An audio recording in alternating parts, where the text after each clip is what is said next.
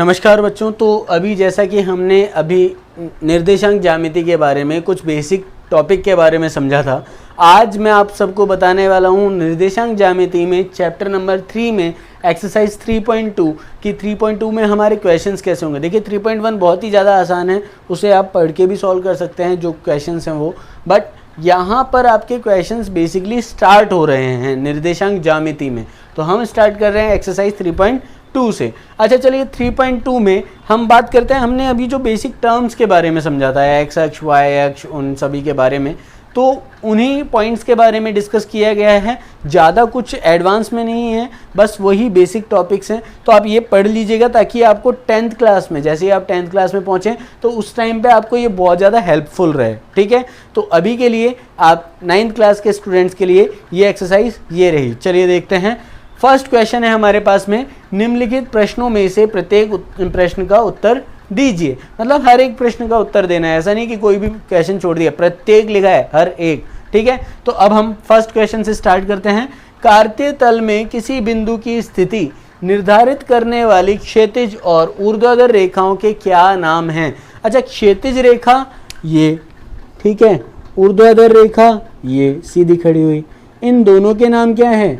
X अक्ष और Y अक्ष, ये बताया है लास्ट वीडियो में। ठीक है, चलिए ठीक है, कार्तीय तल में यही तो दो अक्ष होते हैं। अच्छा, अब नेक्स्ट पढ़ते हैं हम। तो यहाँ हमारे पास इसका मान क्या आएगा? एक्स अक्ष एवं वाई अक्ष।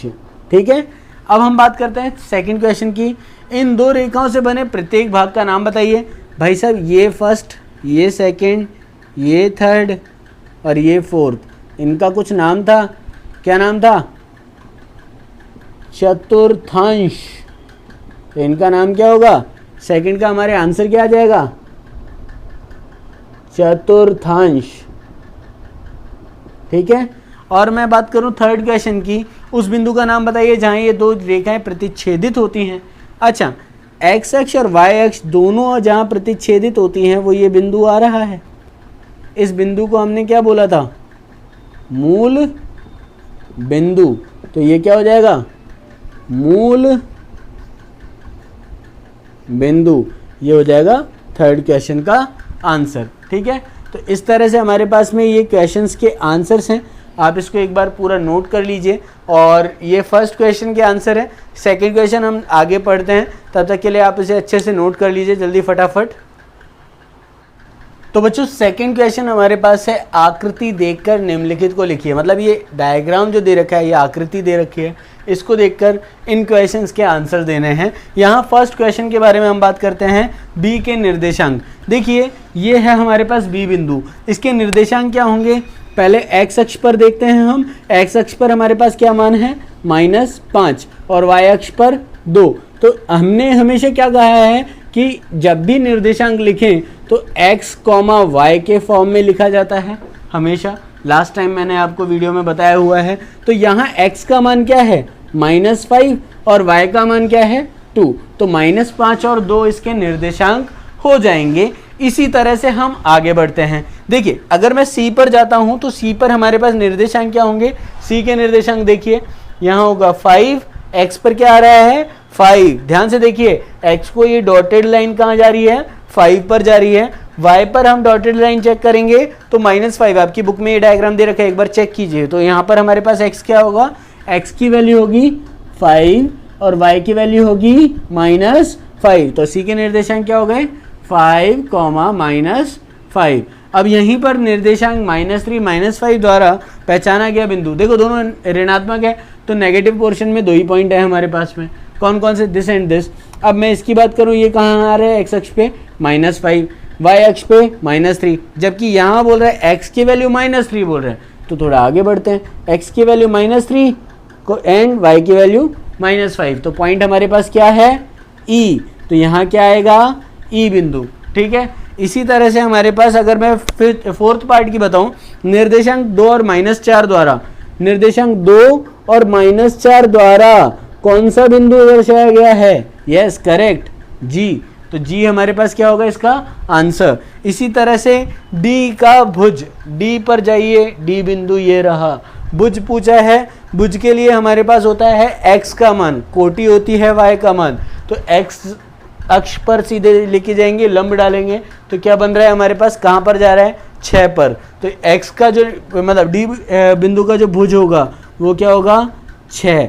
इसी तरह से अगर मैं बात करूं आगे बिंदु h की कोटि, h कहाँ पर है, ये रहा, h पर जाइए, h की कोटि देखनी है तो यहाँ से y अक्ष पर लंब डाल दीजिए, कितना आ रहा है -3, कितना आ रहा है -3, तो -3 इसका आंसर होगा।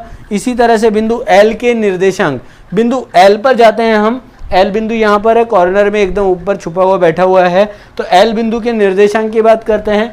L बिंदु के निर्देशांक क्या होंगे, अब देखिए जब x अक्ष पर होता है तो y का मान 0 होगा और y अक्ष पर x का मान 0 होगा, ये कौन से पर है, y अक्ष पर, तो x का मान तो सिंपली हमें पता है 0 होगा और y का मान जिस पॉइंट पर है वही लिख दो, क्या है 5, तो 0 5, तो इसका निर्देशांक क्या हो गया 0,5। इसी तरह से यहाँ पूछा है नेक्स्ट m बिंदु के निर्देशांक, m बिंदु पर जाइए, ये रहा, इसके निर्देशांक चेक करते हैं। m बिंदु के निर्देशांक क्या होंगे, x अक्ष पर मान देखिए -3, y हमारे पास 0 होगा इसका क्योंकि x अक्ष पर ही है, तो हमारे पास क्या होगा -3 और 0, करेक्ट।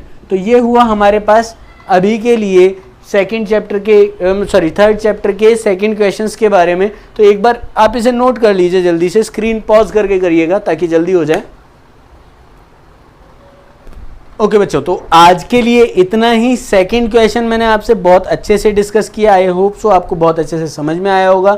अगर कोई क्वेरी रहती है then you can ask on your own channel Anoop Singh Bais, और जब भी आप पूछेंगे तो मैं आपको तुरंत रिवर्ट करूंगा किसी भी पॉइंट के बारे में, ठीक है। तो अभी फिलहाल के लिए ये आपका 9th क्लास का चैप्टर नंबर 3 हुआ। चैप्टर नंबर 3 का एक्सरसाइज 3.2 हमने यहाँ पर सॉल्व किया। 3.2 मैं यहाँ मेंशन करना भूल गया, 3.2 है, ठीक है। तो 3.2 आप एक्सरसाइज है, इसको पूरा अच्छे से करिएगा। 3.2 को कंप्लीट करने के बाद में आपको जो भी क्वेरीज आती हैं तो क्वेरीज को आप जल्दी से सॉल्व कीजिएगा, ठीक है। और मुझसे पूछेगा कि सर ये चीज़ हमारी क्वेरी है, ये हमें नहीं आया टॉपिक समझ में, दोबारा बताइए, मैं दोबारा वीडियो अपडेट कर दूंगा, ठीक है। Till then have a good day, stay at home and stay safe.